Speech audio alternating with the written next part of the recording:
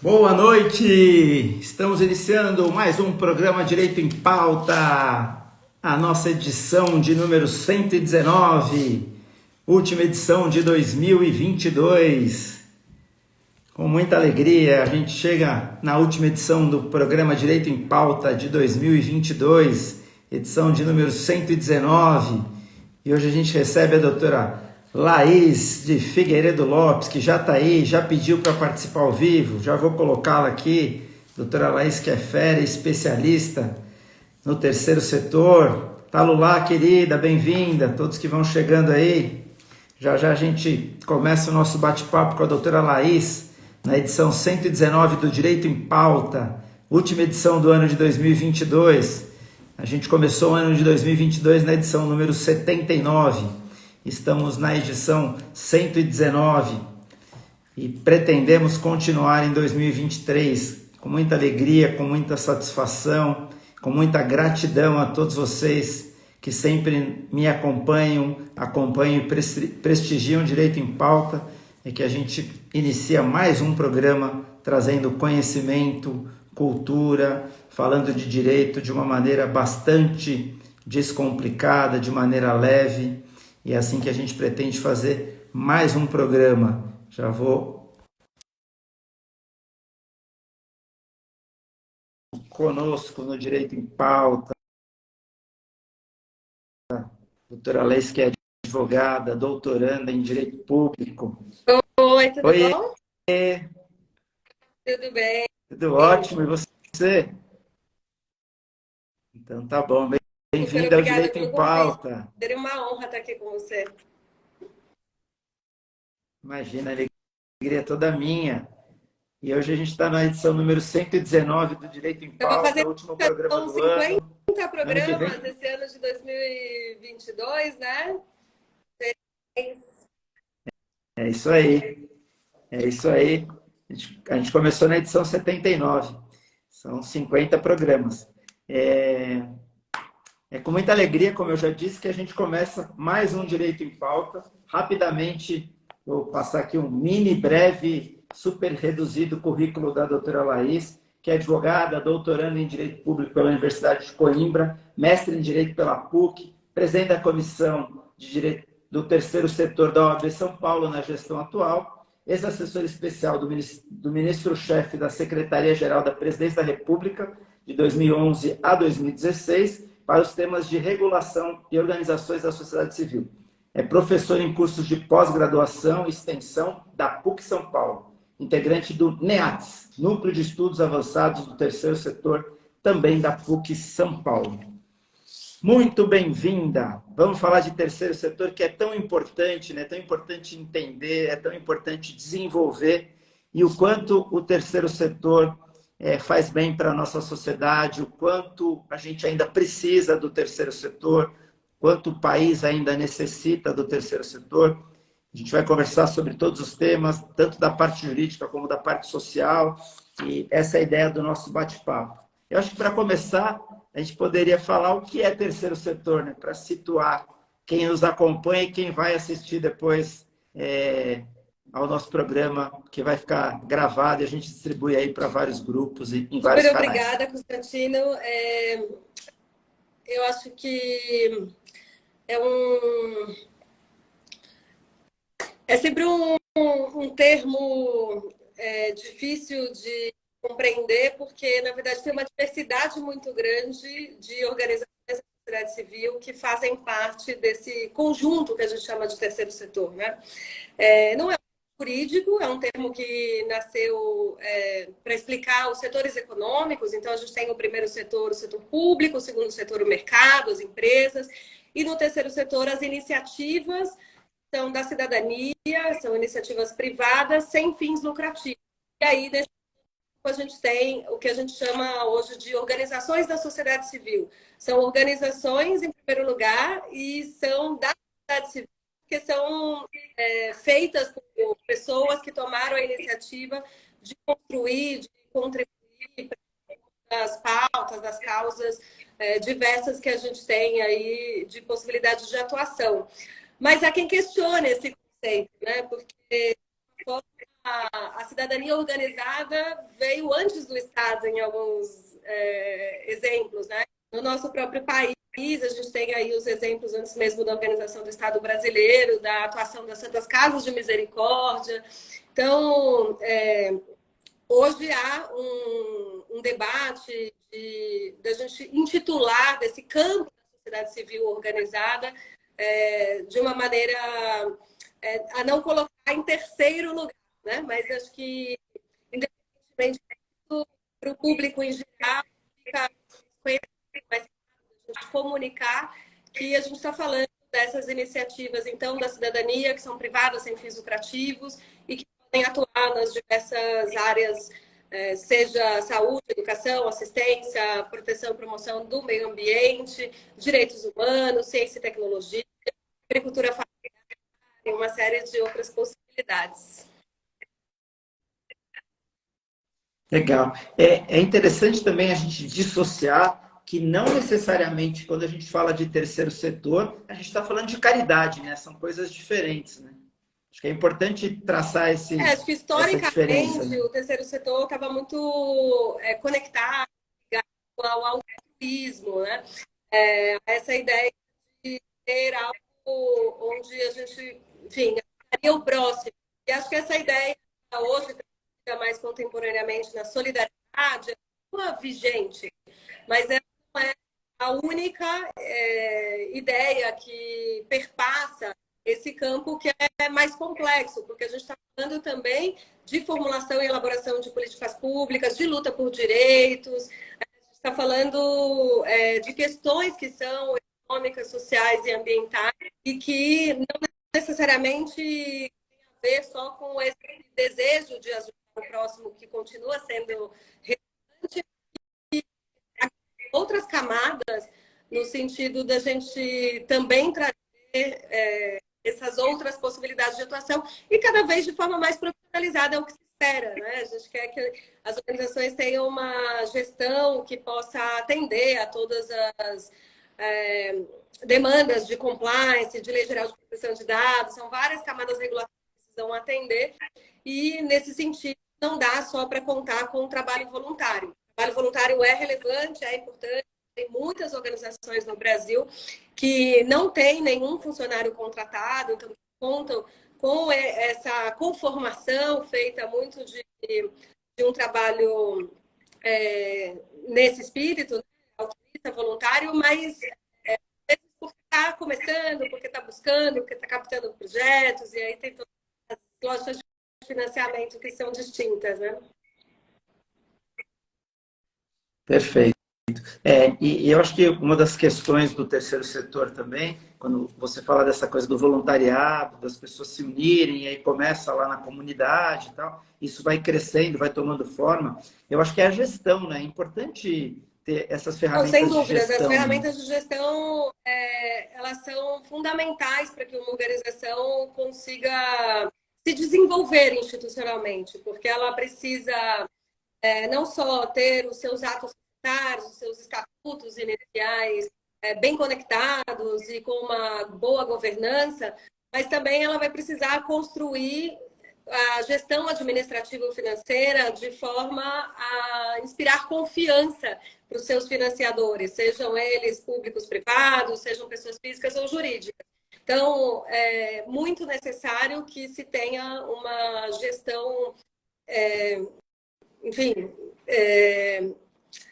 bem organizada para que consiga, de fato, captar os recursos e fazer as entregas, os resultados, né? Então, muitas vezes são lideranças que entendem muito do que aquela comunidade precisa ou do que aquele tema requer em termos de complexidade técnica, mas que às vezes não entendem da gestão da entidade. Então, a gente precisa somar tanto a criatividade, a inspiração da motivação de por que cria e por que se mantém uma organização civil de forma relevante na nossa sociedade, mas também buscar atender a essa ideia de ter uma gestão profissionalizada como condição sine qua non de sobrevivência, de sustentabilidade e até mesmo segurança jurídica, né? Como muito do seu público é voltado lembrar das questões que são referentes à gestão política das organizações, porque estar em conformidade legal também vai manter os dirigentes da organização também com conformidade legal. Legal. A gente vê, pelo menos há mais tempo, né? Acho que a gente chegando para os dias atuais, talvez menos. Mas a gente tem a ideia, para quem é leigo, vou me colocar como leigo no assunto. A gente tem a ideia de que a organização, de que a entidade, de que essa organização do terceiro setor, ela nasce daquela pessoa engajada. Então, você tem lá numa comunidade aquela senhora, aquela pessoa que vai para cima e que quer ajudar e que aí leva todo mundo para dentro de casa, e aí faz o puxadinho, aí vai buscar recursos, põe dinheiro do bolso, ou então você pega algum, no caso, sei lá, pega algum artista que vai lá, um jogador de futebol e bota, fica só colocando dinheiro e tal. As organizações, elas sempre nascem assim, ou já existem organizações que já nascem com um corpo mais formado? E elas vêm das empresas que montam esse lado social, ou a raiz, vamos chamar assim, as organizações raiz, elas são dessa forma, alguém que vai lá e tem esse interesse pelo social, que quer devolver para a sociedade ou não, que também passou por aquele problema, por aquela carência naquela localidade, e aí vai lá e começa a se engajar. Faz algum sentido o que eu estou falando ou não? Uma diversidade de perfis, né? Então, a gente tem essas organizações de base comunitária, que nascem do desejo dos seus integrantes de fazer alguma coisa para transformar aquelas realidades, né? Mas a gente também tem esse perfil de fundações empresariais que são criadas como veículos de investimento social privado das próprias empresas, braços de responsabilidade social para, enfim, apoiar projetos. Nesse campo, a gente tem uma discussão grande também de que as empresas, ao criarem os seus próprios fundações, deveriam buscar apoiar outras organizações do campo e não necessariamente verter os recursos só para a sua própria ação, né? Então, funciona como um agente financiador, um agente apoiador das causas que são relevantes, né? Mas a gente também tem perfis hoje de gente que, de fato, ao escolher onde dedicar a sua energia profissional, escolhe esse campo. E aí, escolhe esse campo, inclusive, sendo jovem, querendo inovar, querendo construir. Tem muita coisa bonita sendo feita, inovação na política, na questão da violência contra a mulher, enfim, pessoas com deficiência. A gente tem muitas causas que requerem essa capacidade de articulação, de construção de conhecimentos, de pesquisa, de projetos que possam, de fato, gerar mudança na nossa sociedade, né? Então, normalmente, quando a gente tem uma organização também, seja dessa juventude, seja dessas pessoas que, de forma mais amadurecida, querem constituir a organização, bem esse lugar com forma de atuação profissional, essas pessoas vão, de fato, buscar uma forma organizativa e de gestão que seja também coadunada com esse mesmo desejo, para conseguir, de novo, ter sustentabilidade, para conseguir captar recursos, né? Então, a gente tem diferentes perfis em termos tanto de financiamento quanto de contribuição. Mas, sem dúvida, a gente está de um campo que vem de uma iniciativa privada, né, que resolve se colocar na sociedade para atuar de maneira não lucrativa. Ou seja, os recursos que forem auferidos vão ser reinvestidos nas próprias atividades da organização para que ela possa atingir os seus resultados e crescer e continuar sendo relevante nas causas que atuam.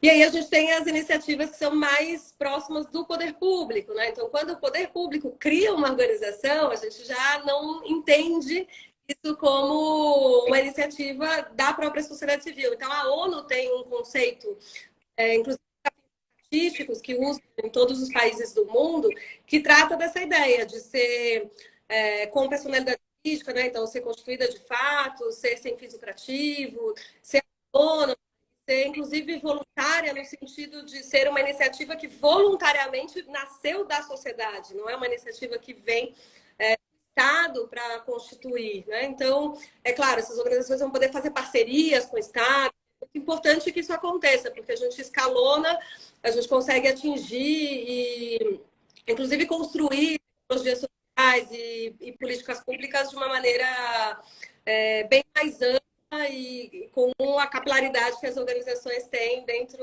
das suas redes também, né? Então, essa mobilização, ela é importante, mas ela, de novo, acho que essa grande característica é realmente de ter no seu nascedouro o desejo de fazer a diferença na nossa sociedade e atuar de maneira bastante assertiva e objetiva dentro do espectro que escolheu, desde, sei lá, mulheres na política, as questões de envelhecimento, criança e adolescente, enfim, tem muita coisa bonita para ser feita, combate ao racismo, e que se não fossem as organizações, a gente teria avançado um pouco em muitas dessas pautas. Perfeito. Eu acho que traz uma nobreza, né, na atuação. Me fala uma coisa, para a gente tentar situar na questão jurídica. Quais são os tipos societários que a gente teria dessas pessoas jurídicas sem fins lucrativos? Só para a gente tentar deixar isso também pontuado na live para quem está assistindo agora, para quem vai assistir depois. Então, quais seriam os tipos societários dessas pessoas jurídicas Perfeito. sem fins A gente lucrativos? está falando prioritariamente das associações, né? As associações são constituídas duas ou mais pessoas que estão conectadas para determinada finalidade. Elas estão previstas na nossa Constituição Federal. A gente tem o direito à liberdade de associação, previsto no artigo 5º da Constituição, que inclusive veda a interferência estatal e garante esse direito, que é um direito humano fundamental dentro da sociedade, a gente poder seguir a causa, a finalidade. Mas a gente tem as fundações. As fundações são, eu gosto de explicar de um jeito didático, que as fundações são um fundo para uma ação, né? É um patrimônio que é vertido por uma determinada finalidade e por isso ele tem no Código Civil a previsão, inclusive, de ser acompanhado, de ser vetado pelo Ministério Público. Então, os estados têm um Ministério Público especializado de fundações e ele autoriza e acompanha da fundação desde o início. A gente tem também no Brasil as organizações religiosas, que também estão previstas no Código Civil, e elas têm uma regulação mais precária. Ao mesmo tempo, essa regulação ela deixa mais livre a forma de constituição, porque se entendeu que depende muito de cada religião, de cada culto, de cada crença. Então, desde do terreiro ao templo evangélico, ou qualquer tipo de crença, religião pode se constituir nesse formato também de organização religiosa. Enfim, um outro tipo também são as cooperativas. As cooperativas a gente já entra aí um pouco mais na sua seara, né? E também polêmica se as cooperativas são consideradas de fins lucrativos ou não. A verdade é que as cooperativas têm finalidade econômica, então elas sempre se diferiram desse campo por isso, mas na elaboração da Lei 13.019 de 2014, que é o marco regulatório das organizações de sociedade civil, se identificou que também cooperativas, apesar a despeito de terem finalidades econômicas, elas também podem atuar de maneira não lucrativa e elas fazem trabalhos muito relevantes de geração de emprego e renda e de, enfim, de escoamento de produção de comunidades, enfim. Então, as cooperativas, elas também são potenciais parceiras do Estado e também estão abarcadas pelo conceito de organizações da sociedade civil. Na Lei 13.019, fala que são as cooperativas que são voltadas ao interesse público, né?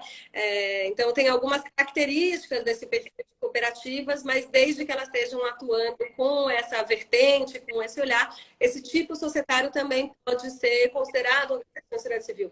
Não é uma certificação, veja bem, né? Não é como era o tipo do CIP, ou até mesmo o título de OS. Então, O que se compreendeu dentro da elaboração dessa nova lei, que trata do repasse de recursos públicos para as organizações, é que não depende do tipo societário, todos eles são considerados, mas o que vai ser a legitimidade, a história, as atividades que a organização já desenvolveu anteriormente como experiência para aportar na parceria, a depender do objeto que ela vai estar junto com a administração pública. Então, a gente está falando desse campo. Legal. No caso das cooperativas, a gente tem trabalhos belíssimos, né? A gente pode mencionar cooperativas de egressos do sistema prisional, que fazem um trabalho muito legal. A gente tem a questão da reciclagem, das cooperativas de catadores, que são tão fortes em São Paulo, e aí você pega a cooperativa de artesão, que faz uma diferença absurda dentro da comunidade, e que, de certa forma, busca esse mesmo fim social, né? Independente da questão jurídica, eu acho que o forte do cooperativismo nessa questão é o quanto ele consegue interferir na questão social. E me parece, aí puxando a sardinha para o meu lado, me parece que é um dos melhores sistemas de desenvolvimento socioeconômico. Você consegue ter redistribuição de renda, que você elimina a figura do empresário, que a gente, obviamente, que ninguém é contra o empresariado, não faz nenhum sentido, né? Tem espaço para todo mundo, mas você eliminando a figura do empresário, desse intermediador, quando você vende a mão de obra direto, quando você repassa a sua produção direto, quando você agrega as pessoas, você está diretamente fazendo uma redistribuição de renda, né? Se eu tenho uma camada a menos, eu tenho mais dinheiro normalmente na mão da base, que são os cooperados. E é isso que me encanta no cooperativismo. E aí, além disso, a questão, até a própria questão legal da interferência na localidade, né? Então, se você pegar a cooperativa de verdade, ela atua na própria comunidade, no local onde ela está inserida. Então, a gente tem exemplos e exemplos de cooperativas que, sei lá, reformam a praça, ajudam na creche e assim por diante, que são microatuações, mas que fazem muita diferença. E é isso que me encanta no cooperativismo. A gente está falando de terceiro setor, senão eu fico falando de cooperativa aqui a noite inteira. E assim, como que elas são financiadas? Da onde vem o dinheiro? Como é essa questão do financiamento? Olha, vai depender muito de qual que é o tipo de atuação, né? Então, digamos, elas podem ser tanto financiadas em projetos e atividades com a administração pública.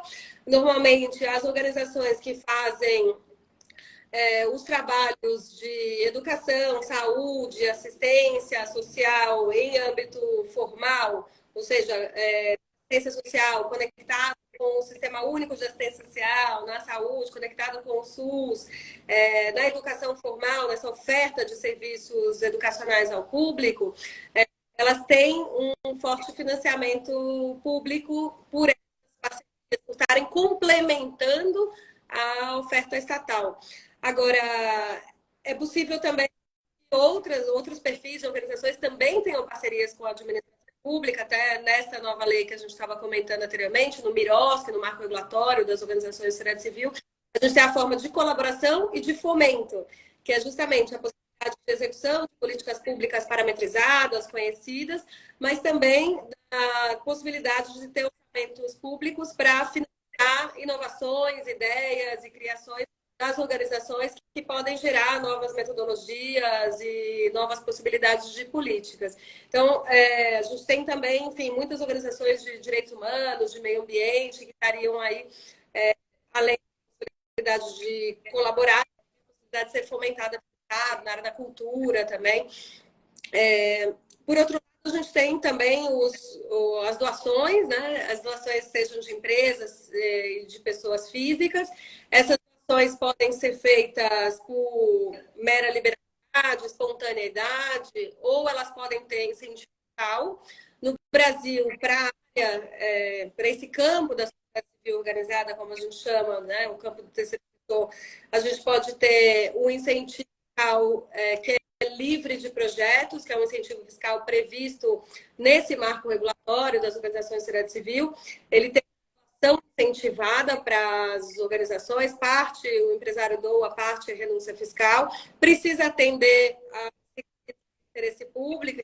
O artigo 3º e 16º tem para fazer jus a esse benefício.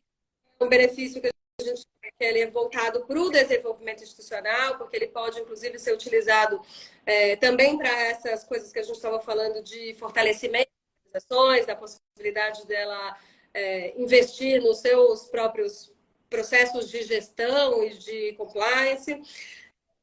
A gente tem o incentivo fiscal da Lei Rouanet, da Lei de Incentivo à Cultura, da Lei de Incentivo ao Esporte, que também são muito utilizados pelas organizações, e também na área de criança e adolescente e de idosos, que seria os fundos que são geridos pelos conselhos de direitos da União, Estados, Distrito Federal e municípios. Há ainda um incentivo fiscal que é voltado para a área da oncologia, do câncer, da saúde da pessoa com deficiência, que é o PRONAS e o PRONON, são os programas. Esse incentivo fiscal, inclusive, tinha sido findado por conta do seu prazo previsto para terminar, e o governo atual não fez nenhuma gestão que ele continuasse. Mas o Congresso recebeu isso e ele foi aprovado agora no Congresso a sua prorrogação. Então, a gente continua. Hoje não tem como apresentar novo projeto, porque neste momento a gente está no internet, não está funcionando, mas a gente espera que o ciclo de governo ele volte a funcionar com bastante vigor, porque inclusive ele apoia muitas iniciativas e muitos projetos nesse das pessoas com deficiência e do câncer, né? Então, esse é o cenário que a gente tem em termos de incentivos fiscais. A gente tem também a possibilidade de prestação de serviços, de comercialização de mercadorias, que normalmente são atividades menores, acessórias, que são fontes de renda para também somar a sua receita, né? E há organizações como, por exemplo, o Instituto Ayrton Senna, que explora comercialmente a marca do Senna, né? Então tem ali uma série de recursos que advêm desses licenciamentos de direitos autorais. Então, tem que ter de consultoria, tem que ter criatividade e muito trabalho para conseguir captar, mas é possível sim ter financiamentos, tanto nacionais quanto internacionais. A gente também tem uma parte relevante de recursos que vem da cooperação internacional, que vem apoiar organizações que fazem trabalhos de base na área de direitos humanos, enfim. Então, acho que tem muitas possibilidades aí de recursos. A gente tem uma lei nova no Brasil também sobre endowments, né? Sobre fundos patrimoniais, que também é uma forma de financiamento, na medida em que você, ao constituir um fundo patrimonial, você permite ter um recurso que possa gerar receitas para conseguir gerar mais recursos que você pretende, né? Mas não são poucas as organizações que conseguem fazer um fundo patrimonial e, na verdade, tem até uma discussão do quando a gente está guardando esse recurso para coisas tão emergenciais, será que a gente deveria guardar ou a gente não deveria utilizar para fazer aquela emergência acontecer? Foi o que a gente viu muito no tema da pandemia, né? Na Covid, muita gente se mobilizou e alguns fundos até foram criados emergenciais para o atendimento daquelas questões que estavam ali sendo colocadas de combate aos efeitos diretos e indiretos da pandemia. Distribuição de EPI, uma série de coisas que foram tão importantes aí nesse período duro que a gente passou. Mas, enfim, também a forma que está colocada como uma das figuras jurídicas de possibilidade de organização da sustentabilidade da sociedade civil. Legal. Você falou uma coisa que eu ia falar, que é essa questão do quanto a gente tem de dinheiro vindo de fora, né? De organizações internacionais, que nem sempre a gente consegue atingir e buscar tudo que tem disponível, né?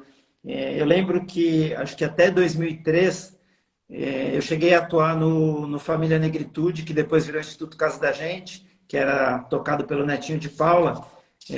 A Patrícia, que é minha esposa, foi coordenadora geral desse projeto, e aí eu atuei como advogado lá por um tempo. E é interessante o quanto a gente tem de verba que dá para buscar, e naquela época, a gente está falando de quase 20 anos, a dificuldade que se tinha de conseguir criar os projetos, de fazer a captação. E eu imagino que hoje isso já está muito mais desenvolvido, até porque a gente tem empresas especializadas e profissionais, não só da área do direito, especializados na captação de recursos, né? Eu lembro que eles fizeram um projeto, ela e a Patrícia, minha esposa que está aí, falando que sim, fizeram um projeto de captação no BNDES, na época, para a construção da sede do Instituto Casa da Gente, que foi construído, eles conseguiram a aprovação da verba do BNDES, e se eu não me engano, naquela época a verba veio a fundo perdido, que não precisaria ter devolução, e isso ajudou bastante lá no Instituto. E aí a pergunta é, hoje a gente já está mais organizado, a gente já tem mais profissionais capacitados e habilitados para buscar recurso. Quais são os principais desafios da captação de recursos? Porque naquela época a gente tinha muito pouca gente. Eu lembro quem fez foi a Fernanda Dearo, que é da Dearo Marketing, e a gente teve a atuação do Ayrton Senna, com a Viviane Senna, também apoiando, acho que Instituto Kellogg's. Teve uma atuação de muita gente lá unida para conseguir fazer o Instituto crescer, mas tinha muita dificuldade de entendimento naquela época. Isso já mudou esse cenário? Olha, melhor? eu que estou nesse campo já há mais de 20 anos, né, consigo, assim como você, ver o crescimento, né? Então, assim, a gente, de fato, está em outro patamar em termos do que a gente aprendeu aí nos últimos anos, de muita gente vindo para se dedicar a esse campo de uma forma mais especializada, mas de fato tem um gap muito grande de fazer o escoamento das informações para chegar na ponta, né? A gente tem inclusive questões que, quando a gente pensa nas desigualdades econômicas do nosso país, a gente vai ter questões, inclusive, da língua, por exemplo, né? Tem da elaboração de projetos, mas tem, enfim, para você acessar um recurso internacional, você vai ter que escrever o projeto em inglês, na maioria das vezes. Então, eu acho que é bastante importante que tenha esses agentes intermediários que possam fazer o recurso chegar, né, entre o financiador e o financiado. Nesse sentido, acho que queria citar duas coisas mínimas, que é a ABCR, que é a Associação Brasileira de Captadores de Recursos, que é uma associação que vem cada vez mais se firmando como um espaço de debate e qualificação dessa função mesmo, defendendo, inclusive, que a organização deve ter um captador. Eles trazem, inclusive, essa ideia de o captador deve ser um integrante interno da organização, ele é um mobilizador de recursos, e para ele falar bem da organização, ele não vai falar um portfólio para qual é o tipo de projeto que você quer apoiar, ele já vai fazer uma coisa mais conectada nesse sentido. Então, tem muitas discussões. Quem estiver interessado nesse debate, prefiro procurar e seguir a BCR. A BCR teve um gestor por anos, que era o João Paulo Vergueiro, um grande amigo, e que agora cumpre seu mandato e está assumindo o Fernando Nogueira, que é um professor da Fundação Getúlio Vargas, excelente aí, que também deve começar a agitar bastante o campo da captação de recursos. Então, tem pessoas boas que estão conectadas a esse núcleo, assim, né? Por outro lado, tem muitas organizações intermediárias hoje que fazem trabalhos relevantes nesse sentido, né? Então, o Fundo Brasil de Direitos Humanos, por exemplo, é um exemplo que busca financiar pequenos projetos, busca diminuir a burocracia na aprovação desses projetos, na prestação de contas desses projetos, e faz um trabalho de muita relevância, porque na medida que espraia recursos de, enfim, 40, 50 mil reais, que parece pouco para um trabalho de mais longo prazo, faz muita diferença naquela comunidade e gera um aprendizado, né? Então, o financiador também tem uma responsabilidade do aprendizado que gera dentro das organizações. E aí, nesse sentido, eu acho que a gente tem muitas organizações internacionais que, às vezes, conseguem aportar recursos diretamente nas organizações que já estão mais estruturadas, que já estão mais qualificadas, ou então que aportam nesses fundos, né? A gente tem também o Fundo Baobá, o Fundo... Tem vários fundos hoje que começam também a serem mais especializados nas questões raciais, que eu acho super relevante, fundamental, primordial. Então, os fundos vão se capilarizando e se especializando naquilo que eles podem ajudar nesse apoio ao território, né? Eu lembro de uma história, por exemplo, eu trabalhei no governo federal 5 anos, na presidência da República, e com esse tema, né, da regulação das organizações. E uma coisa que me chamou bastante atenção num dos debates, dos diálogos, foi uma inovação que o Ministério da Cultura fez à época, de fazer um edital que permitia que as pessoas indígenas apresentassem os projetos na sua própria língua, por vídeo, né? A gente tem que tentar Legal. refletir sobre que possibilidades de inovação a gente pode fazer do ponto de vista do financiamento para fazer de fato chegar, porque tem boas ideias. Claro, quanto melhor estruturadas elas forem apresentadas nos projetos, mais elas têm chance de serem captadas. Mas às vezes a gente também pode criar coisas diferentes a depender de quem é o nosso público, de quem é a nossa rede, né? Então, esse recado aqui fica mais para os financiadores do que para os financiados. Mas para os financiados, sim, tem muito apoio, acho que tem muita possibilidade e a mobilização de recursos, a captação de recursos é uma função que é importante dentro da lógica, assim, da vivência da organização, né? Legal. A Natália passou por aí, te elogiando, dizendo que você é um exemplo de professora, tal. Natália, vamos lá. Tudo bem, Natália Caluani, obrigada. sua, sua, sua aluna. E aí, como que está a cultura de doação no Brasil hoje? O que a gente pode falar da cultura de doação? Que estágio que a gente Olha, está? a gente tem hoje um movimento para uma cultura de doação. Acho que também vale, fica a dica para essa pesquisa, né? Porque, se eu não me engano, acho que chama doar.org.br, mas é só procurar no Google Movimento para uma Cultura de Doação que vocês vão conseguir acessar muitos conteúdos e que reúne muitos profissionais, eu faço parte também desse movimento, em torno da ideia de ter uma cultura de doação mais estruturada no país. Então, a gente está em outro patamar em termos de construção regulatória, de narrativa, e de debates sobre o assunto. Existe, inclusive, desde 2013 no Brasil, uma iniciativa que chama Dia de Doar, né? Que é uma iniciativa que começou lá fora, nos Estados Unidos, com essa ideia do...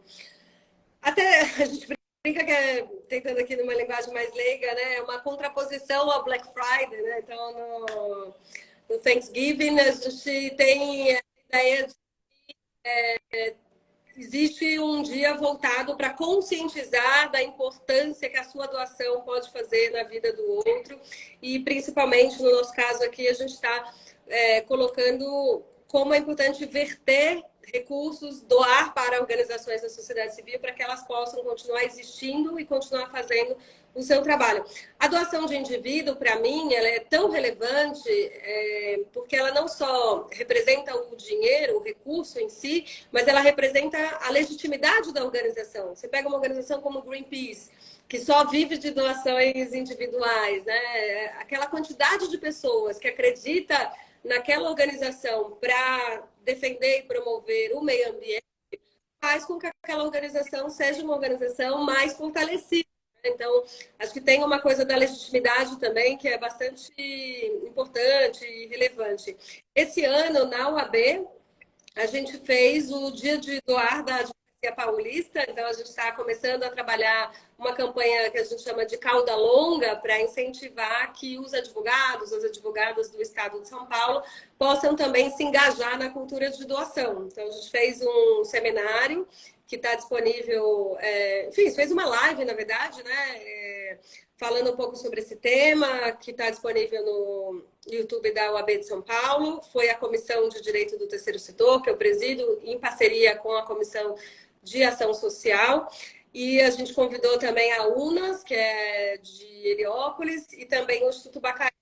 E foi super interessante, além dessa conversa, nesse dia, a gente fez também parceria com a Comissão de Terceiro Setor da OAB de Pinheiros, que trouxe a ideia da doação de sangue, né? Então a gente foi juntando aí todas as possibilidades e as potencialidades, e nesse dia a gente lançou um e-book específicos sobre doações. Então, tudo que você quer saber sobre doações, e nunca teve para quem perguntar, todos os tipos de doações, a gente colocou de forma sistematizada a legislação referente e comentários atinentes a esse processo de doação. Então, eu recomendo que vocês busquem esse guia nas redes sociais da Comissão de Direito do Terceiro Setor. Vocês vão poder achar o link e vão conseguir acessar a publicação. E espero que gostem. Foi um trabalho coletivo de muitas mãos, mas que de fato coloca de uma forma condensada esse conteúdo sobre doações como uma contribuição também a esse processo da cultura de doação no Brasil. De fato, a gente ser solidário, você falou em algum momento aqui que tem algum grau de nobreza, né? E acho que é essa tradução de trazer para a ideia promoção da dignidade humana, né? Então, é bastante nobre, sim, enquanto seres humanos, que a gente possa apoiar e que a gente possa incentivar os demais seres humanos que também estão engajados para fazer a diferença no mundo. Eu realmente me sinto muito realizada por esse olhar, né? Porque, de fato, quando a gente se dedica e apoia um projeto e vê as coisas acontecerem na prática, e vê as pessoas crescerem e mudarem suas vidas e suas realidades, a gente vê que a gente pode muito. Então, quanto mais unidos e quanto mais recursos, de fato, a sociedade civil organizada tiver, mais longe a gente pode chegar para, inclusive, de novo, apoiar, criticar, parcerizar com o Estado nas políticas públicas que são necessárias de serem construídas e implementadas, né? Legal. Queria fazer um parênteses aqui para fazer um elogio para a Vanzolini e para o Sica, para o Leonardo Sica, que preside lá as comissões, por terem escolhido de maneira tão brilhante, tão acertada, tanto quem está presidindo a Comissão de Direito do Terceiro Setor, que é você. Pelo pouco tempo que a gente conversou, já dá para saber que a escolha foi acertadíssima. Você falou do e-book, das ações da Comissão do Terceiro Setor. Parabéns para o Sica pela escolha. E você falou da Comissão de Ação Social, presidida pelo Arão, também ótima escolha. Então, parabéns para a OAB São Paulo, para a gestão da OAB São Paulo, por ter escolhido de forma tão certeira vocês para cuidarem dessas comissões, porque realmente são as comissões que estão tendo grande destaque, e eu falo isso como presidente de comissão, são as comissões que estão tendo bastante destaque dentro da OAB, e aí eu espero que você continue com esse trabalho bem legal que vocês estão fazendo.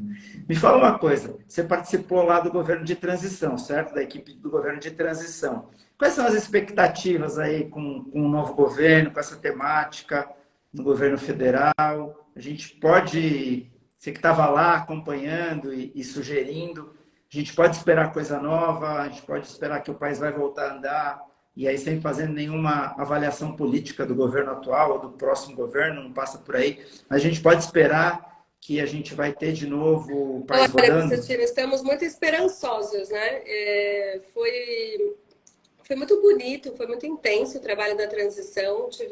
Fui muito honrada de ter participado. Eu integrei o grupo de transparência, integridade e controle. Nesse grupo foi criado um subgrupo sobre participação, controle social e relações com o terceiro setor. Então, a minha missão ali era construir o diagnóstico, as necessidades de alterações normativas e as propostas de estrutura para o novo governo, né? E muitas coisas a gente percebe que houve um grande desmonte, seja em termos de orçamento, seja em termos de não implementação de políticas relevantes, importantes. Isso preocupa bastante até. Afinal de contas, como garantir que as coisas sejam mais perenes e que elas não estejam tão abertas e sujeitas a essa modificação tão drástica que aconteceu aí no último período. Um exemplo aí do nosso campo é a questão da participação social, né? O decreto de 100 dias de 2019, ele trazia a revogação dos conselhos de políticas públicas, dos conselhos de direito, que foram espaços que foram tão arduamente construídos para serem espaços de diálogo, espaços de contribuição, inclusive de formação, de aprendizado aí da sociedade civil em interação com o Estado. Essas interfaces socioestatais em cada uma das políticas públicas tornam o Estado mais poroso, tornam o Estado menos autoritário, tornam o Estado mais aberto a escutar, inclusive, de novo, as críticas. O Estado tem que poder ser criticado para conseguir evoluir, para conseguir refletir sobre os rumos das suas políticas, né? Então, extinguir os conselhos foi uma coisa muito ruim e nos que não foi possível extinguir, porque aí a gente teve uma judicialização e uma tese fixada pelo Supremo de que os conselhos que tivessem esses espaços de participação constituídos por lei não poderiam ser objeto de alteração por ato administrativo do Poder Executivo Federal. A gente acabou tendo um processo que a gente chamou de desidratação do Conselho, né? E aí você tira a sociedade civil, você diminui a quantidade de pessoas, tira a sociedade civil, deixa uma coisa só governo, deixa só um ministério. Teve o Conselho Nacional do Idoso, ele num determinado momento ele só tinha representantes do mesmo ministério. Então, você imagina que tipo de articulação você pode fazer, que tipo de olhar transversal, de intersetorialidade a gente pode ter numa coisa onde a gente não tem a representação dos demais, que é o espírito desse espaço de participação. Então, nesse sentido, sim, essa arquitetura institucional deverá ser reconstruída. No campo do terceiro setor especificamente, essa lei, o Miroski, que eu venho falando, né, a Lei 13.019 de 2014, ela foi constituída com um espírito bastante participativo e com articulação federativa. Então, a gente percebe que quando o Estado deixou de cuidar, deixou de produzir inteligência, deixou de continuar alimentando o processo de parcerias, a gente não só teve problemas na União, mas a gente teve problemas em cadeia nos estados, municípios e Distrito Federal, que passaram a ter uma série de dúvidas e retrocesso. Então, debates vencidos, discussões que já deram para estar avançadas, era para a gente estar em outro patamar. Com a destituição dessa agenda no governo federal, a gente não teve mais essa implementação do Miroski Brasil afora. Ele previa a criação de um conselho, então a gente falou da destruição de todos os conselhos, e tinha um conselho nessa lei, e já estava previsto no decreto de 726 de 2016, não foi constituído, apesar de ter toda a previsão legal. Então, esse conselho, que chama Confoco, Conselho Nacional de Fomento e Colaboração, deve ser constituído na próxima gestão. A gente propôs a criação de uma Secretaria Nacional de Fortalecimento das Organizações. Esse debate sobre a cultura ainda está em andamento.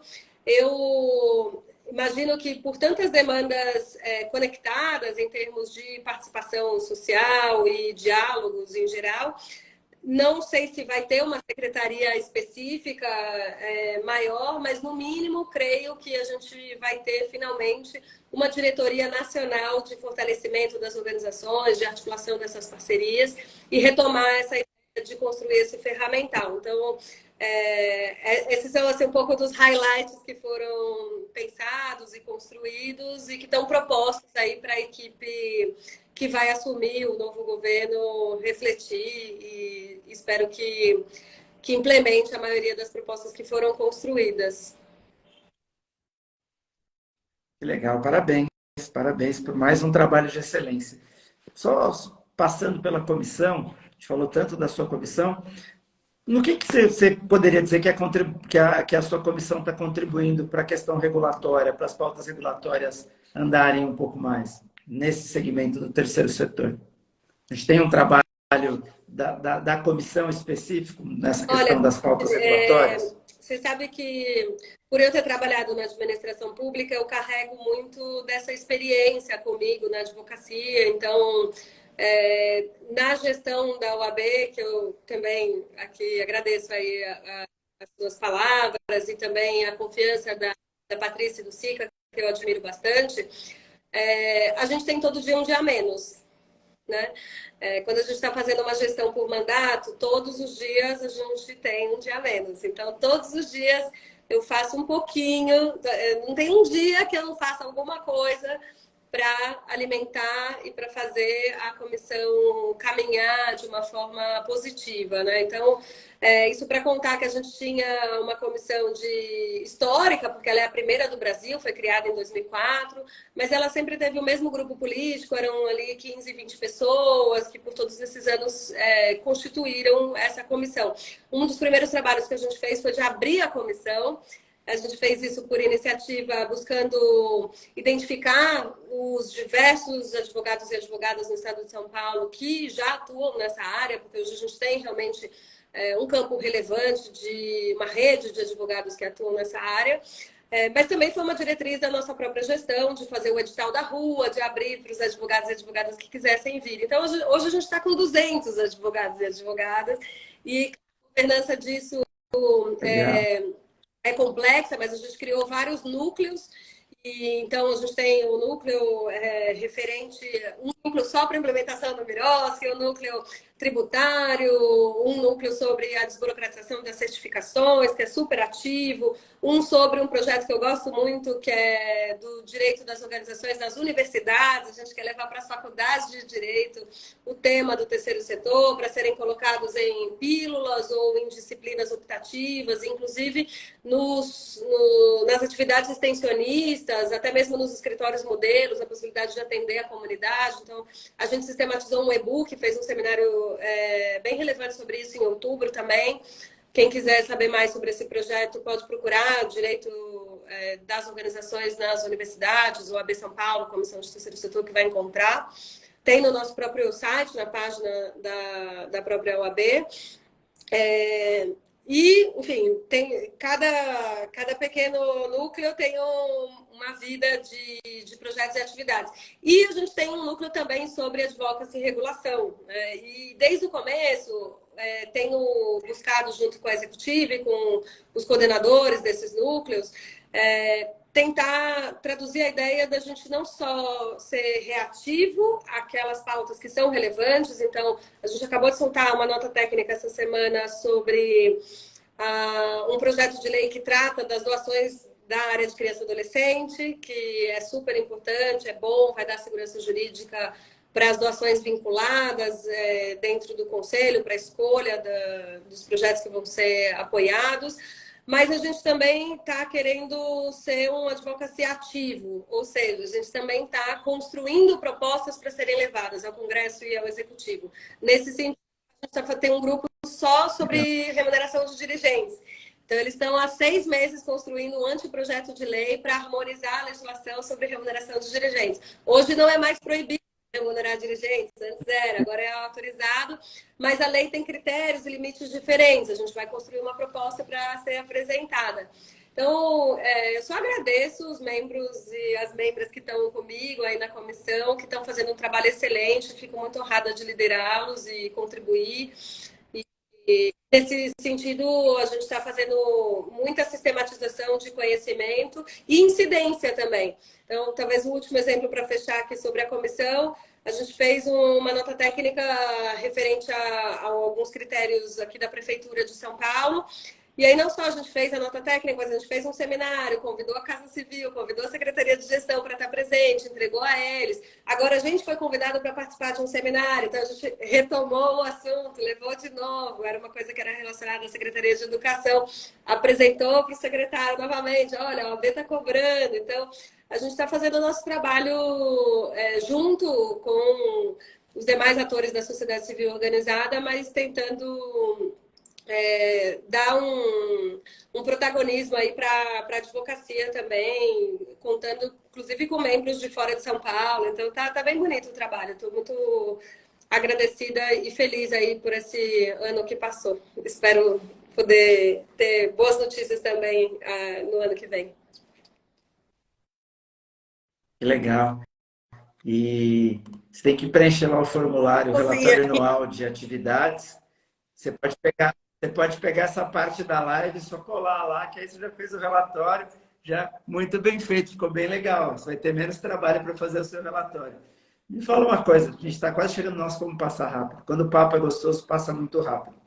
Quais são os principais desafios para quem quer constituir uma organização do terceiro setor, na sua Ter visão? clareza do que quer. Eu acho que se conectar, se juntar com gente boa e não descuidar das questões formais, legais, porque essa proteção jurídica é que não só vai inspirar confiança, fazer crescer, mas é o que vai fazer também com que a pessoa consiga se desenvolver e alcançar projetos relevantes, né? Então, eu acho que o desafio da sustentabilidade é o resumo, né? Mas ele se traduz aí tanto numa sustentabilidade financeira quanto inclusive política, de coerência com o que a organização faz, então escolher bem os seus parceiros e trabalhar em rede. Acho que as organizações têm bastante experiência em constituir coletivos, redes, fazer parte de movimentos, e isso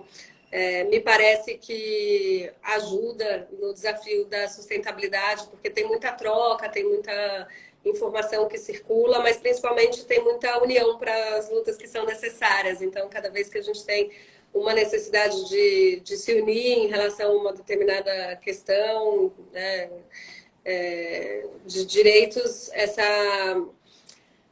articulação entre pares faz com que a gente avance. Legal.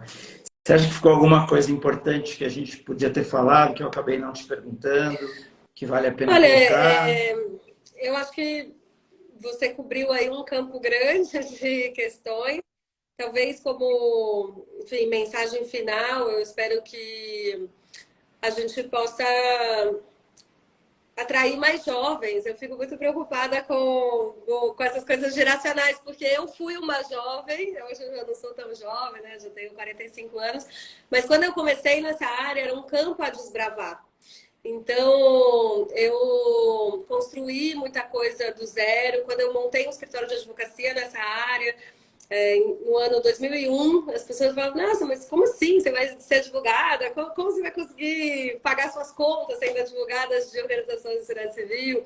E eu sempre acreditei muito que era possível, que era necessário. E hoje eu vejo várias pessoas incríveis trabalhando no campo, então eu me sinto feliz de ter esses parceiros, essas parceiras, né? De ter constituído a minha trajetória de uma forma focada e especializada, e quero muito ver mais pessoas se dedicando, construindo conhecimentos, advogando nesse campo. Quero ver esse tema chegar para os professores de direito e inspirar os alunos. Então, acho que meu recado final é que, apesar de parecer difícil captar recursos nessa área, não é impossível quando se tem bons projetos, quando se tem boas ideias, e a gente precisa de muita gente boa, engajada na sociedade civil, inclusive para a gente não perder o rumo da nossa sociedade, né? Então, acho que a gente tem valores muito fundados dentro da nossa Constituição, dentro dos tratados internacionais, e